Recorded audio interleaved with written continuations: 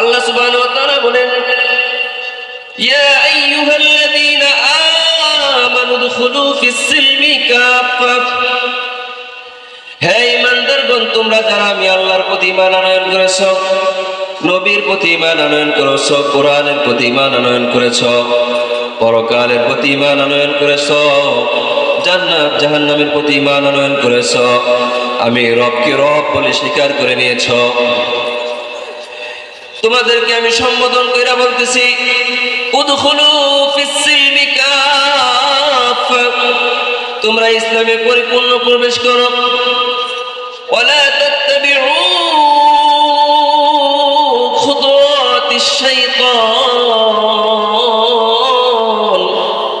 আর খবরদার আমার ঈমানদার মুমিন বান্দা বান্দি তোমাদেরকে সতর্ক কইরা বলছি, তোমরা কখনো শয়তানের পদাঙ্ক অনুসরণ করো না।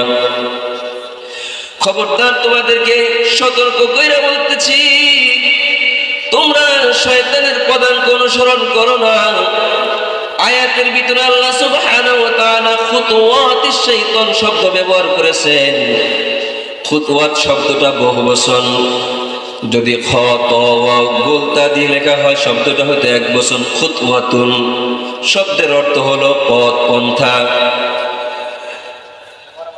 আর আল্লাহ সুবহানাহু ওয়া তাআলা শব্দটা এক বচন ব্যবহার না করে বহু বচন ব্যবহার করেছেন। শব্দটা শব্দ গাঁথনি হলো এভাবে, খ ক ওয়া আলিফ তবে তায়ে তবিলা, অর্থাৎ খুতুওয়াতুর বহু বচন খুতুওয়াত। শব্দের অর্থ হলো অসংখ্য পথ, অসংখ্য পদ্ধতি। আল্লাহ সুবহানাহু ওয়া তাআলা এক বচন ব্যবহার করতে পারতেন, তোমরা শয়তানের পথ অনুসরণ করো না। আল্লাহ এক বচন ব্যবহার না করে বহু বচন কেন ব্যবহার করলেন? আল্লাহ সুবহানাহু ওয়া তাআলা বান্দাবান্দিকে বুঝাইতে চাইলেন, বান্দাবান্দি, শয়তানের পথ একটা হবে না, শয়তানের পথ হবে অসংখ্য।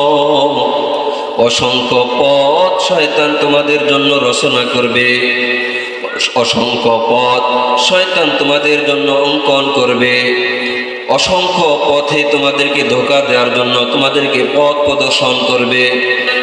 আয়াতের শুরুতে বললেন ইসলামে পরিপূর্ণ প্রবেশ করার জন্য, আর আয়াতের মাঝখানে বললেন শয়তানের পথ সমূহ অনুসরণ করো না।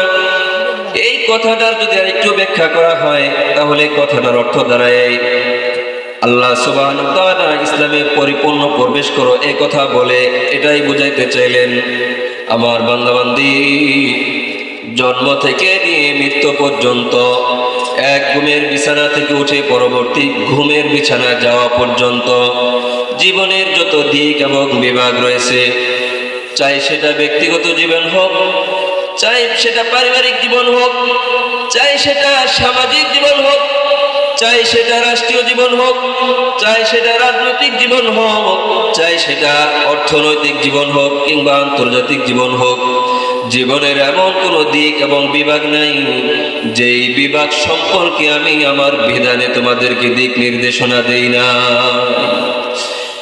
আল্লাহ ওয়ালা তাত্তাবিউ খুতুওয়াতিশ শাইতান বলে কথাই বুঝিয়েছেন, খবরদার তোমরা জীবনের কোনো দিক এবং বিভাগে আমার পথ এবং পন্থা ছাড়া অন্য কোনো পথ এবং পন্থা অবলম্বন করো না।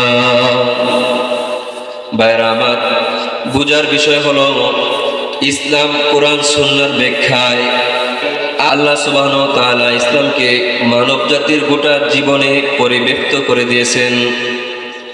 এজন্য আজকের পৃথিবীতে ইসলামের আদর্শের বাইরে আরো বহু আদর্শ আছে। একটা আদর্শের নাম হচ্ছে ন্যাশনালিজম, জাতীয়তাবাদ। একটা আদর্শের নাম হলো ডেমোক্রেসি তথা গণতন্ত্র। একটা আদর্শের নাম হলো সোশ্যালিজম, সমাজতন্ত্র। একটা আদর্শের নাম হলো সেকুলারিজম, ধর্মনিরপেক্ষতাবাদ। এই সমস্ত আদর্শ আবিষ্কার হয়েছে ইসলামী আদর্শের সাথে সংঘাত করার জন্য, জমিন থেকে ইসলামী আদর্শকে নির্বাপিত করে দেওয়ার জন্য। তারা ইসলামের একটা ব্যাখ্যা দাঁড় করিয়েছেন, আর আল্লাহ সুবহানাহু ওয়া তাআলা আর আল্লাহর হাবিব সুন্নাহে ইসলামের একটা ব্যাখ্যা দিয়েছেন। প্রশ্ন হলো আমরা কোন ব্যাখ্যার ইসলামকে আমাদের জীবনে মেনে নিব?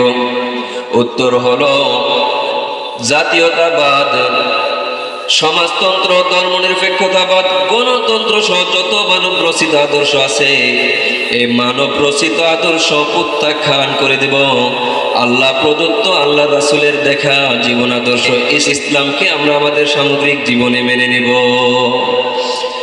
দেখেন, বাংলাদেশ একটি শতকরা 95% মুসলমানের দেশ। এই মুসলমানের দেশটি সার্বিক যুক্তির বিবেচনায় এখানে ইসলামী শাসন ব্যবস্থা থাকার কথা ছিল। সংবিধানে ইসলামী সংবিধান অনুযায়ী রাষ্ট্রটি পরিচালিত হওয়ার কথা ছিল। আমাদের রাষ্ট্র স্বাধীন হয় 1971 সালে। স্বাধীনতার বয়স চলতেছে 55 বছর। এই 55 বছরে স্বাধীনতার পরে মুসলমান নামধারী মুনাফেক মুসলমানদের সাথে প্রতারণা করে বাংলাদেশের রাষ্ট্র পরিচালনার বিধিমালা, সংবিধানে কোরআন সুন্নাহকে অন্তর্ভুক্ত না করে মুসলমানদের সাথে বিশ্বাসঘাতকতা করে সেখানে তারা জাতীয়তাবাদ, সমাজতন্ত্র, গণতন্ত্র, ধর্মনিরপেক্ষতাবাদের অনুপ্রবেশ ঘটিয়েছে। বলেছে সাম্য, মানবিক মর্যাদা, সামাজিক ন্যায় বিচার ফিরিয়ে দেবে। আজকে স্বাধীনতার বয়স হয়ে গেল 55 বছর। দুঃখজনকভাবে আজ পর্যন্ত মানুষ স্বাধীনতা পায় নাই। মানুষ জানমালের, ইজ্জতের, সম্পদের নিরাপত্তা পায় নাই। মানুষ সুচিকিৎসা পায় নাই, সুশাসন পায় নাই।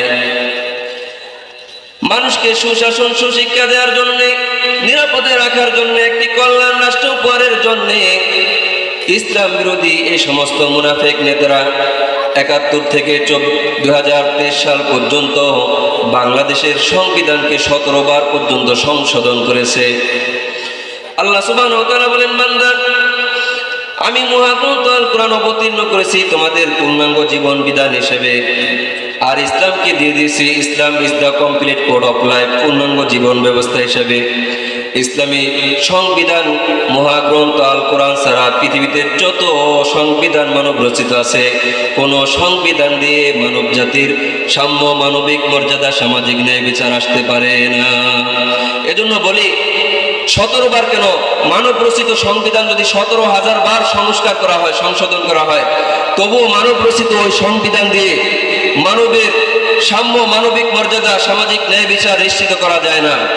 এজন্য আল্লাহ যদি কবুল করেন, আসন্ন জাতীয় সংসদ নির্বাচনে ইসলামী আন্দোলন বাংলাদেশের নেতৃত্বে ইসলামিক এবং দেশপ্রেমিক সকল দলগুলো ঐক্যবদ্ধ হয়ে ইসলাম প্রতিষ্ঠার জন্য, সাম্য, মানবিক মর্যাদা, সামাজিক ন্যায় বিচার উপহার দেওয়ার জন্য ওয়ান বক্স পলিসি আলোকে সমঝোতার ভিত্তিতে একজন প্রার্থী প্রেরণ করবেন আপনাদের কাছে।